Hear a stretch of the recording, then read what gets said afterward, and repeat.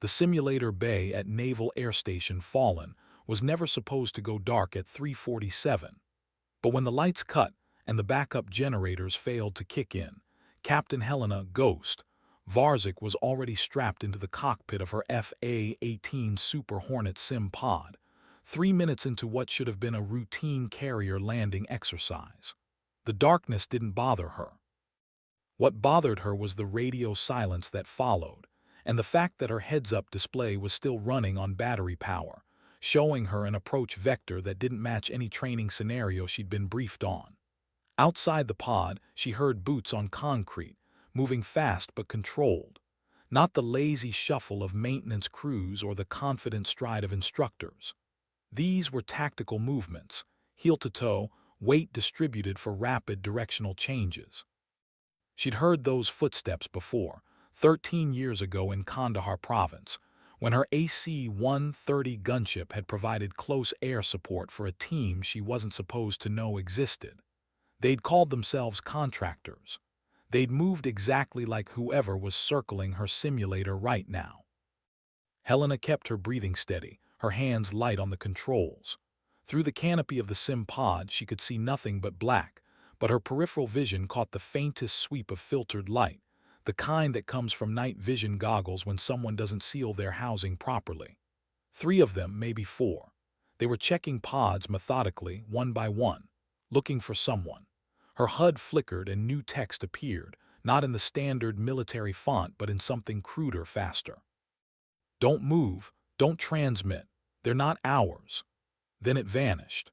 Her heart rate stayed at 62 beats per minute, same as always. They'd mocked her for that during Hell Week when she'd cross-trained with the Navy dive teams, back when she was trying to prove that a helicopter pilot could handle anything the fixed-wing gods could throw at her. They'd called her Flatline, Ice Queen, Robot. What they didn't know was that her father had taught her to hunt elk in the Bitterroot Mountains when she was 7, and the first lesson was always the same. When the predator is close, you don't run. You become the terrain. The footsteps stopped outside her pod. A gloved hand touched the canopy release. Helena's thumb moved half an inch, finding the emergency oxygen system manual override. If they popped the canopy, they'd expect her to react like a pilot. She'd react like something else entirely, something they weren't cleared to learn about, something she'd promised herself she'd never have to use again. The canopy lock clicked, the hand pulled, and in that half-second before the seal broke, Helena remembered why they'd really called her Ghost. It wasn't because she was quiet. It was because by the time you saw her, you were already dead. The simulator bay had been built in 1987, designed to withstand a direct earthquake measuring 7.5 on the Richter scale. It had never been designed to contain what happened when Helena Varzik stopped pretending to be just a pilot. The canopy flew open and she was already moving, not up but sideways, rolling out of the cockpit with her legs tucked, using the ejection seat's headrest as a fulcrum. She hit the deck in a crouch as the figure at her pod jerked back, surprised by the empty seat. His night vision goggles glowed green in the darkness. His weapon was suppressed, held in a low, ready position that spoke of Tier 1 training. He was good. She'd been taught by better. Her right hand found the fire extinguisher mounted on the bulkhead, her left wrapped around its nozzle. She didn't pull it free. Not yet. 2 more figures materialized from the darkness, both tracking on her previous position in the pod. They were running encrypted comms. She could tell from the way they moved in perfect sync without verbal commands. Probably bone conduction headsets. Probably linked to a tactical operations center somewhere off base. This wasn't a training exercise gone wrong. This was an extraction team that had come for someone specific, and the fact that they were here now in this simulator bay meant someone had leaked her training schedule. Someone close. "Target acquired, Pod 7, the first figure whispered, his voice barely audible but enough for Helena's trained hearing to catch. His weapon began to rise. She made her decision in the space between heartbeats. The fire extinguisher came off the wall with a metallic shriek that sounded like a siren in the enclosed space. She triggered it blind, filling the air with carbon dioxide fog that turned their night vision into useless green snow. Training said take cover. Her father said become the wolf. She charged straight into the cloud, using the sound of their confused movements to map their positions. The first one she hit in the solar plexus with the base of the extinguisher, a rising strike that lifted him off his feet. His weapon clattered away. The second tried to backpedal, but his training betrayed him, his muscle memory keeping him in formation with his team. She swept his legs with the extinguisher's body, then brought it down on his weapon hand. Bones cracked. The third had better instincts. He'd already moved laterally, clearing the fog, trying to get an angle. His weapon tracked toward her center mass. She threw the extinguisher, not at him but at the sim pod's control panel. The impact shattered the screen and the pod's emergency systems activated, flooding the bay with red light and a howling alarm. The third figure's shot went wide, suppressed rounds sparking off titanium. Helena was already inside his reach, one hand deflecting the weapon, the other finding the pressure point behind his jaw. Not enough to kill, just enough to make his world go sideways. He dropped. The entire engagement had taken 11 seconds. The lights came back on. Overhead fluorescence flickered to life, harsh and unforgiving, revealing 3 men in civilian tactical gear and no identifying patches. One was unconscious, one was clutching his hand, and the third was trying very hard not to vomit. Helena stood over them, breathing steady, her flight suit unmarked except for the name tape that read VARZIK and the call sign patch that read Ghost in silver thread. The simulator bay door crashed open and her actual instructors poured in, led by Commander Marcus Webb, a man who'd flown 200 combat missions and thought he'd seen everything. He stopped dead when he saw the scene, his eyes moving from the 3 down men to Helena, who stood with her hands at her sides, completely still. "Captain Varzik," he said slowly, his voice carrying the weight of 1,000 unasked questions. "What the hell just happened here?" Helena looked at him with eyes that held no apology, no fear, just a flat certainty that made him take an involuntary step back. "Sir, I was cornered during a training exercise and responded with appropriate force to neutralize a threat. I request these men be detained and their identities verified through NCIS." Her voice was level, professional, the voice of someone filling out an after-action report. Webb stared at her, then at the 3 men who were slowly being secured by the masters-at-arms who'd followed him in. "Appropriate force," he repeated, the words tasting strange in his mouth. "Captain, these men are armed with suppressed weapons and they breached a secure facility. You took down 3 of them with a fire extinguisher while blind in a carbon dioxide cloud." He paused. "Where the hell did you learn to do that?" The question hung in the air like smoke. Helena's expression didn't change, but something shifted behind her eyes, a door closing on a room Webb suddenly realized he'd never been cleared to enter. "Sir, I'm a naval aviator. We train to survive. That's all I did." It was a lie and they both knew it. Naval aviators train for ejection scenarios and water survival and how to evade capture in hostile territory. They didn't train to neutralize armed tactical teams in close-quarters combat using improvised weapons in zero-visibility conditions. That was a different kind of training. The kind that didn't appear on any official record. The kind that people like Commander Webb weren't supposed to know existed. Behind them, one of the detained men groaned. The masters-at-arms had him zip-tied and were pulling off his night vision rig. Webb caught a glimpse of his face, memorized the features out of habit, then turned back to Helena. "You're going to need to come with me for a debrief," he said, but there was no authority in it, just the hollow sound of a man following protocol while his understanding of reality cracked at the edges. Helena nodded once, sharp and military. "Of course, sir." "Should I change out of my flight suit first?" The question was so normal, so perfectly routine, that it almost made Webb laugh. Here stood a woman who just demolished 3 armed intruders without breaking a sweat, asking if she should change clothes before paperwork. "No," he said finally. "I think they need to see exactly what you were wearing when this happened." They walked out of the simulator bay together, leaving the scene to be processed by investigators who would spend the next 6 hours trying to reconstruct 11 seconds of violence that didn't fit any combat model they understood.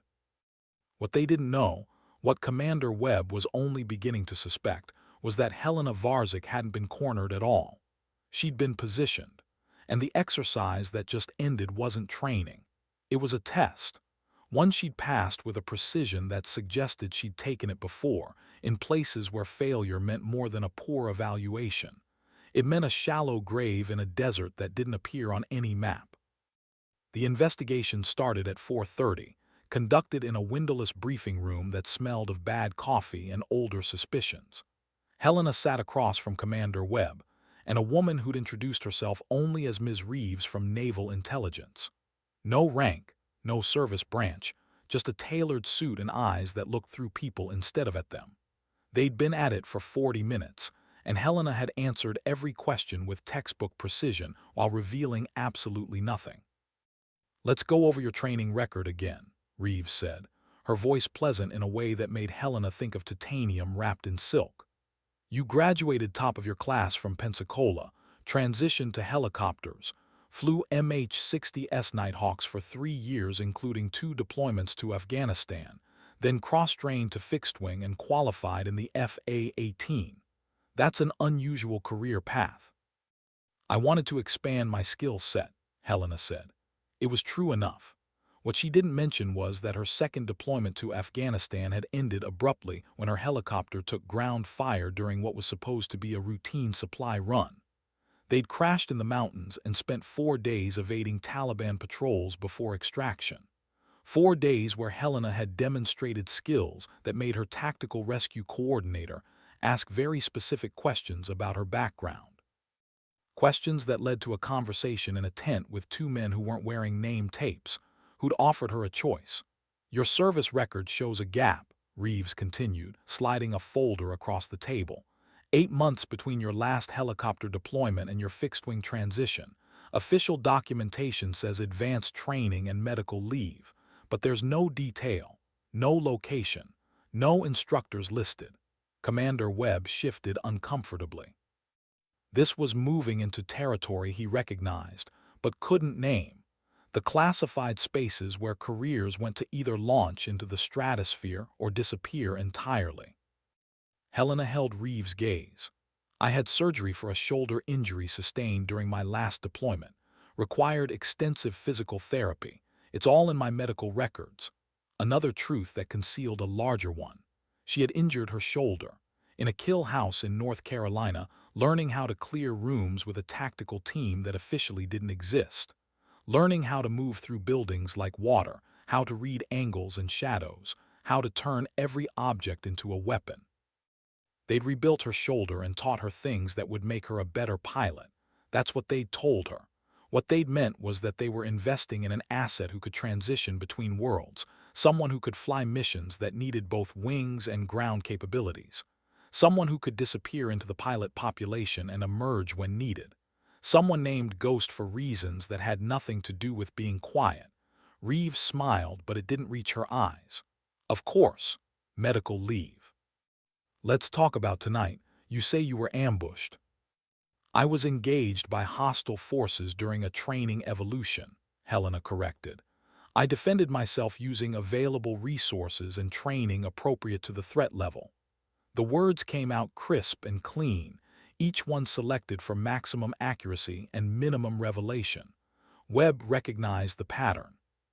He'd heard it before from pilots who'd survived incidents that couldn't be fully documented, from men and women who'd done things in cockpits that physics said were impossible but combat said were necessary.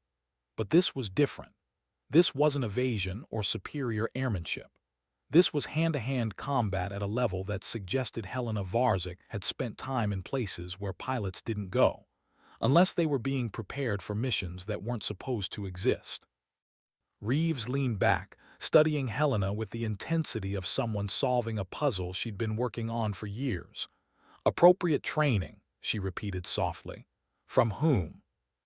The room went quiet. This was the question that everything else had been building toward, the one that would determine whether Helena walked out of this room with her career intact, or whether she disappeared into the same administrative black hole that had swallowed the 8 months of her life that weren't documented. Helena felt the weight of it, felt the future branching in front of her like flight paths diverging from a single point. She could tell the truth and burn bridges she'd spent years building.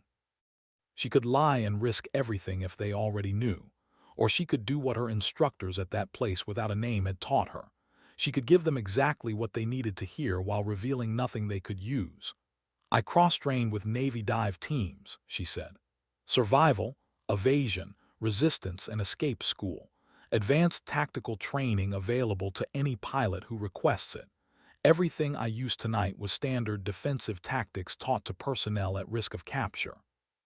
Every word was technically accurate. Every word was a masterpiece of misdirection. The dive team training had happened. SEER school had happened. But neither of those explained what Webb and Reeves had seen on the security footage they hadn't yet mentioned but Helena knew existed. Reeves pulled out a tablet and turned it toward Helena. The screen showed the simulator bay from an overhead angle, night vision footage stamped with a time code. It showed Helena emerging from the fog like something from a nightmare, moving with a precision that looked choreographed, but was actually just the result of hundreds of hours of training that her official record said never happened. Standard defensive tactics, Reeves said quietly. Is that what you call a bilateral disarm with simultaneous laryngeal strike and secondary temporal pressure point manipulation? Because I've seen that technique exactly 3 times in my career, Ms. Varzik, and all 3 times it was used by people who'd been through a very specific pipeline that doesn't officially exist. The air in the room changed. Commander Webb looked between the 2 women and realized he was watching something that had been in motion long before tonight, a game whose rules he'd never been taught. Helena didn't blink.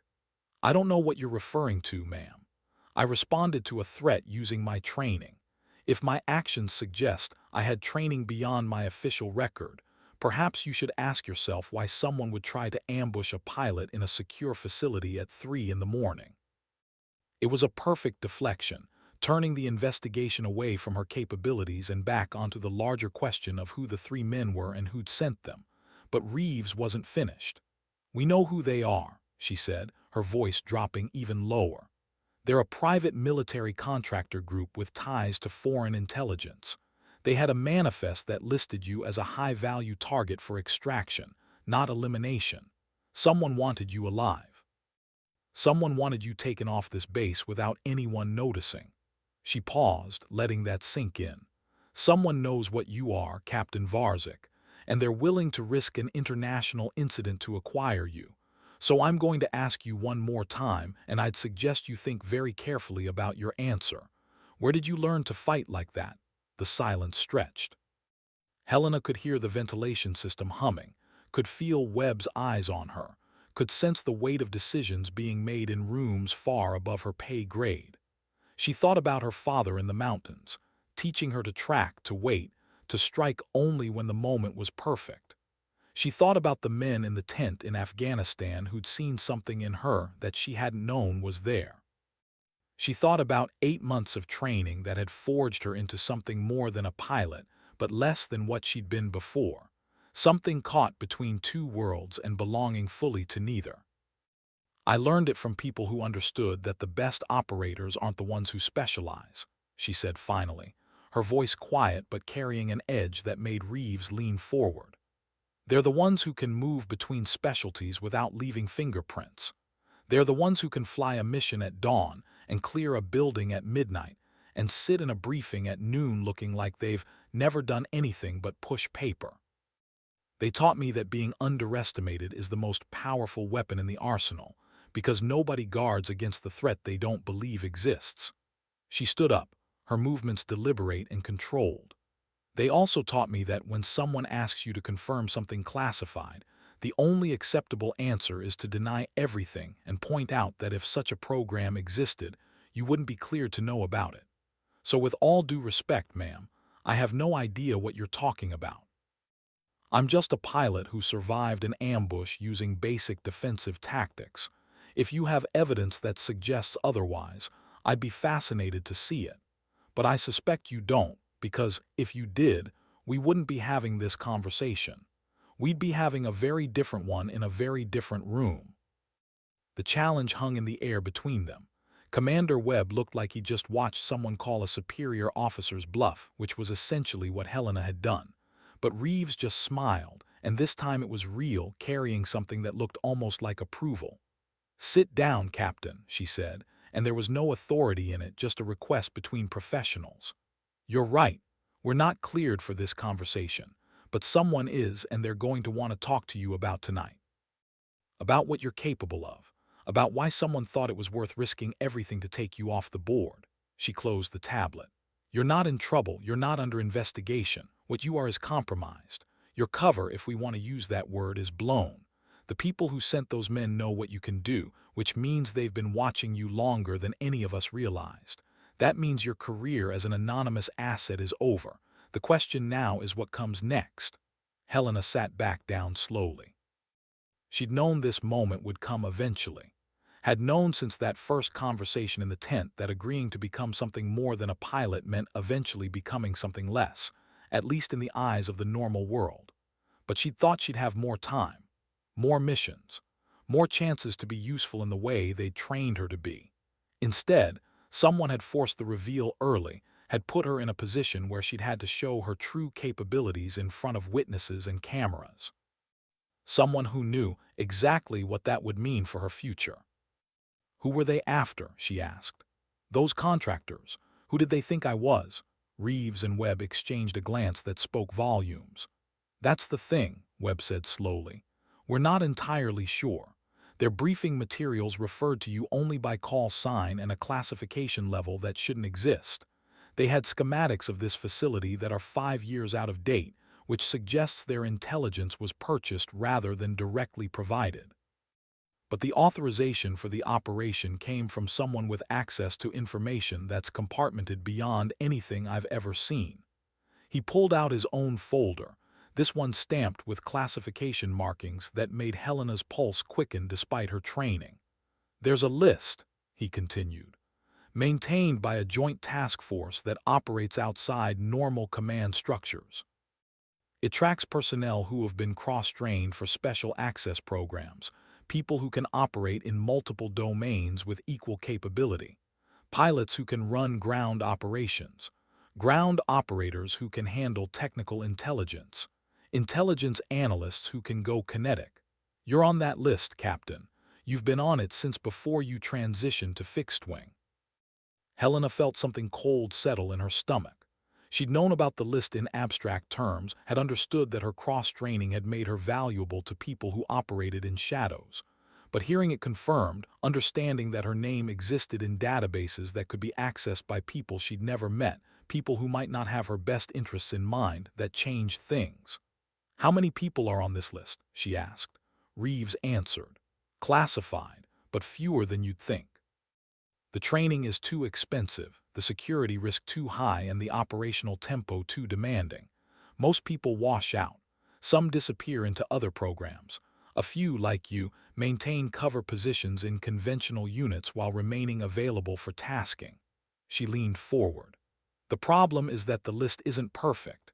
People retire, people die, people get compromised.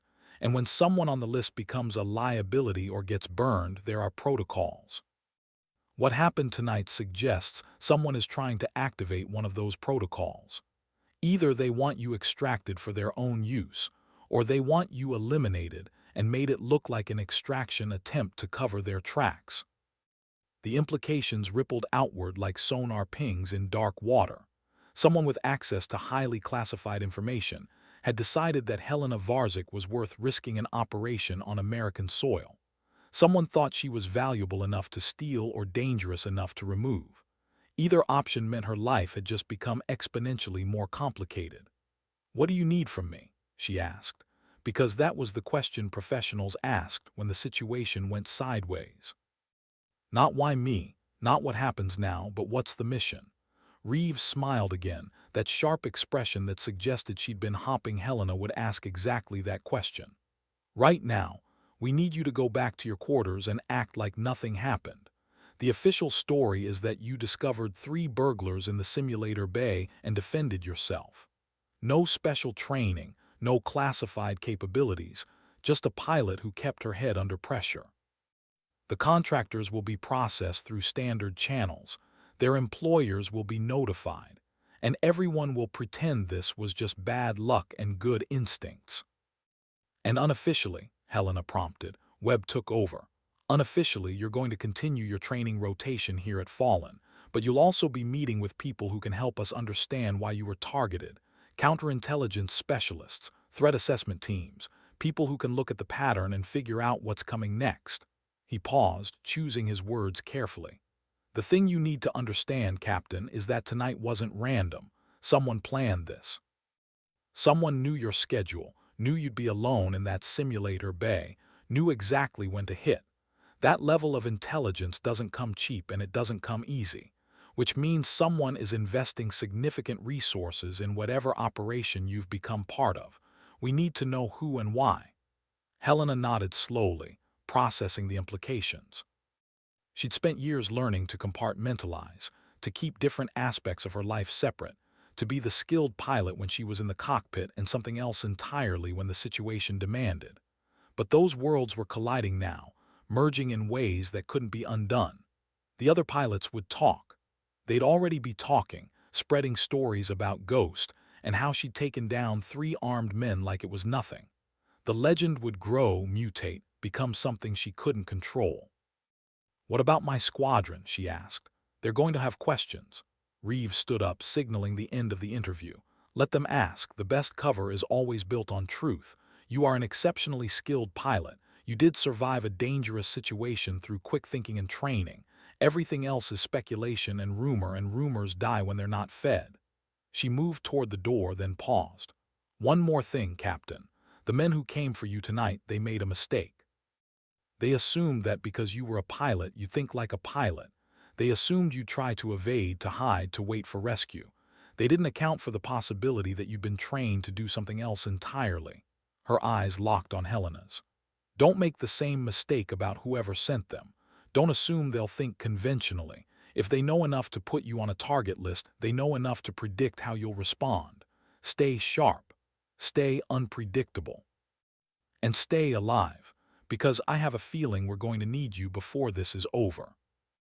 Then she was gone, leaving Helena alone with Commander Webb in the windowless room. He studied her for a long moment, this woman who just revealed herself to be something far more complex than her service record suggested. "You're going to have a hard time after this," he said quietly. "The other pilots, they're not going to know how to treat you. Some will respect you more. Some will resent you. Some will be scared of you. That's the price of being exceptional in a way that can't be easily categorized." Helena met his gaze steadily. "With respect, sir, I stopped worrying about what other pilots think of me the first time I had to put a helicopter down in a hot landing zone while taking fire from 3 sides. Being liked is nice. Being alive is better." Webb laughed, a short bark of sound that was more surprise than humor. "Fair enough. Get some rest, Captain. Something tells me the easy part of your day just ended." Helena left the briefing room and walked through corridors that were starting to fill with the early morning watch change. People moved past her without making eye contact, which told her the story had already spread. Word traveled fast in military communities, especially when it was interesting word, and a female pilot taking down armed intruders with a fire extinguisher was very interesting indeed. She made it back to her quarters without incident, a small room in the officers' barracks that held everything she owned that mattered. Flight suit hung on regulation hooks, boots lined up with parade ground precision, a single photograph on the desk showing her and her father on a mountain ridge, both of them holding rifles and grinning at the camera. She'd been 17. He'd been teaching her about patience, about how the best hunters were the ones who could wait longer than their prey's fear could sustain, about how sometimes the only way to survive was to become something the threat didn't know how to process. She picked up the photograph and studied her father's face, seeing now what she'd missed then. The way his eyes never quite relaxed. The way he stood with his weight balanced for rapid movement even when he was supposedly at rest. The way he'd taught her skills that went far beyond hunting elk. Her father had been something more than a Montana hunting guide. She understood that now. understood that her recruitment into that program without a name hadn't been random at all. They'd been watching her for years, probably since before she'd even enlisted, watching and waiting to see if she'd inherited more than just his eyes and his steady hands. She set the photo down and lay back on her rack, staring at the ceiling. Her body was calm, but her mind was running tactical scenarios, gaming out possibilities. The contractors had been good but not exceptional. Their intelligence had been flawed. Their approach had been textbook but predictable, which meant they were either a diversion or a probe. Either they were meant to be caught, their failure designed to trigger a specific response, or they were testing her capabilities to gather data for a second attempt. Neither option was comforting. She thought about Reeves' warning, "Don't assume they'll think conventionally." It was good advice but incomplete. The real trick wasn't avoiding conventional thinking. It was being able to shift between conventional and unconventional approaches fast enough that your opponent couldn't build a predictive model. Her father had called it being water. Pilots called it situational awareness. The people who'd trained her during those 8 months that officially didn't exist called it operating in the decision cycle gap. Whatever you called it, it was the difference between being reactive and being ahead of the problem. And right now, Helena was behind. Someone else had initiated this situation. Someone else had decided when and how to move. She needed to take that initiative back. Her phone buzzed. Not her official Navy-issued device, but the other one, the encrypted phone that she'd been given during training and told to keep charged and accessible at all times. The one that had only rung twice in 3 years. She picked it up and saw a message in the secure app. No words, just a time and a set of coordinates that resolved to a location 30 miles from the base. And below that, a single image. Her call sign patch. Ghost. But it wasn't the one she wore on her flight suit. This one was older, more worn, the silver thread tarnished to gray. This was the original, the one they'd given her when she'd completed the program. The one she'd been told to keep safe and never display. The one that marked her as something more than a pilot but less than what she'd been before.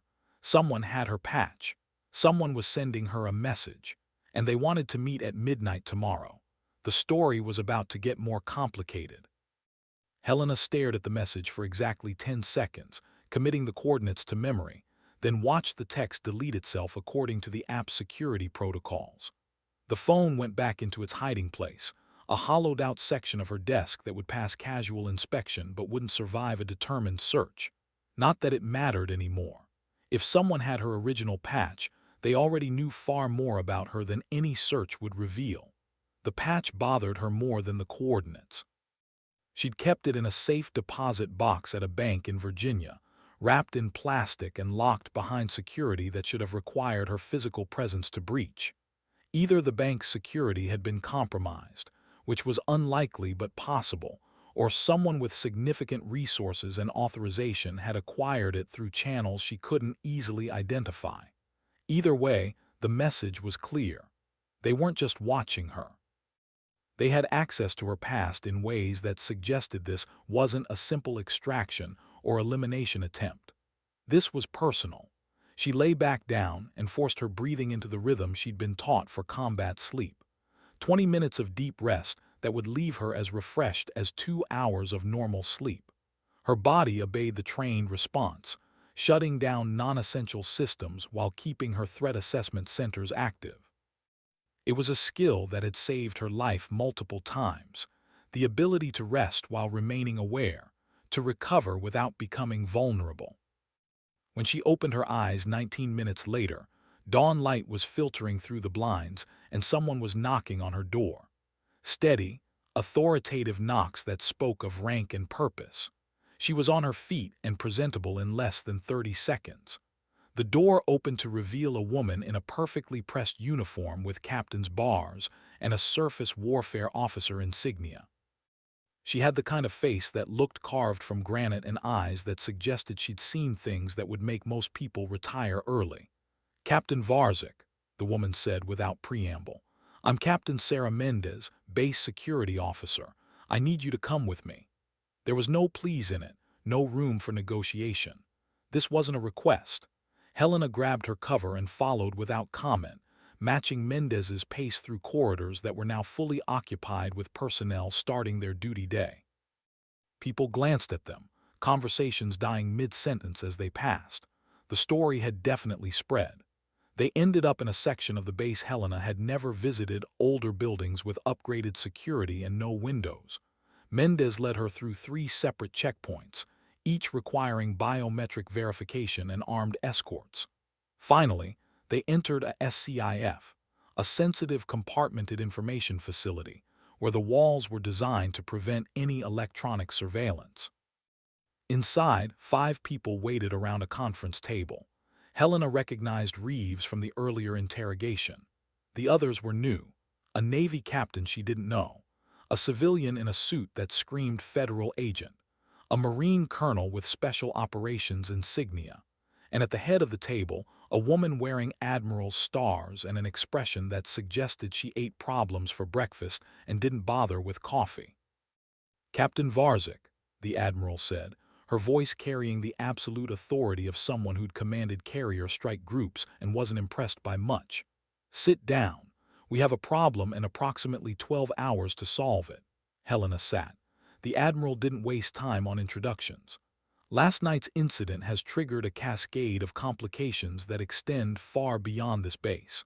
The contractors you neutralized were part of a larger operation that we're still mapping. But we've confirmed that their targeting package included not just you, but 3 other personnel on what we're calling the crossover list. People with your particular combination of skills who have been integrated into conventional units for operational security." She pulled up a screen showing 4 photographs. Helena's was one of them.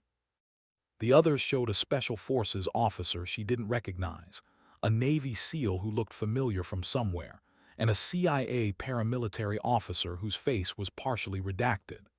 "In the last 72 hours, all 4 of you have been targeted for either extraction or elimination. The SF officer survived an ambush in Germany.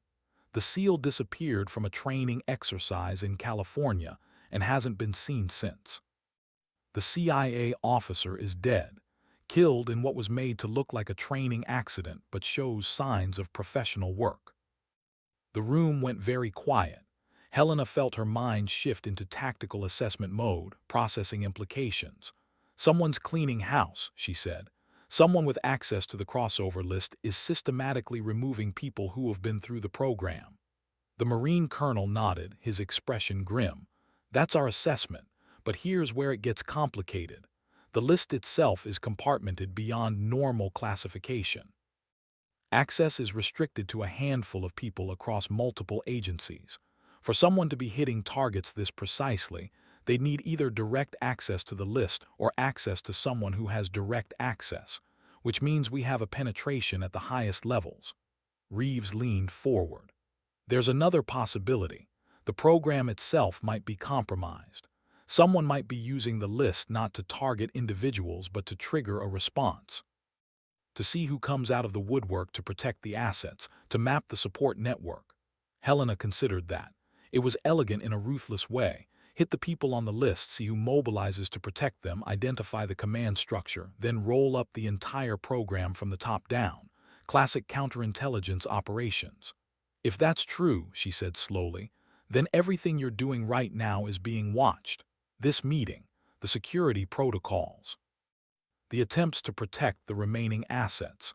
All of it is feeding intelligence to whoever's running the operation." The admiral's expression didn't change, but something flickered behind her eyes. Respect, maybe, or recognition that Helena understood the game being played. "Correct. Which is why we're not trying to protect you. We're using you as bait." The words landed like a bomb in the confined space.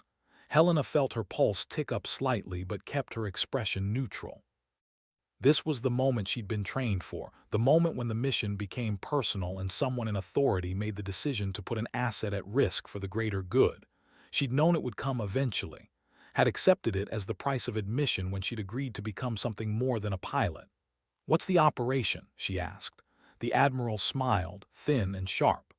"You received a message on your secure device, coordinates and a time. We know about it because we've been monitoring your communications with your consent." Helena hadn't consented to anything, but she didn't bother pointing that out. Consent was flexible when national security was involved. We want you to keep that meeting. We want you to go to those coordinates at the specified time and see who shows up. And while you're doing that, we'll be watching, tracking, identifying, building a picture of who's behind this. You're using me to draw out the opposition, Helena said. It wasn't a question. And hoping that whoever shows up will lead you back to the source. The civilian spoke for the first time.